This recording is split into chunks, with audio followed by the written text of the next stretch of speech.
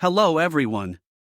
In this tutorial, we'll explore why MS Word selection is locked. Have you ever encountered a situation where you couldn't select or edit text in Microsoft Word? This can happen when selections are locked. One common reason for locked selections is document protection. To check if your document is protected, follow these steps. Navigate to the Review tab and locate the Protect section. In the Document Protection Options window, you'll find settings that restrict editing. Click on this option. To unlock the selection, choose Stop Protection, and if prompted, enter the correct password, then click OK. Another reason for locked selections can be section breaks and headers.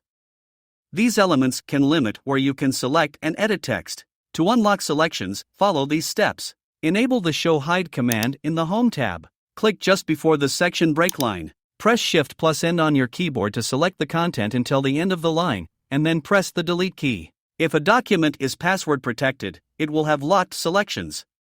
To unlock it, you'll need to enter the correct password. We hope this video has clarified why Microsoft Word selections can become locked and how to resolve this issue.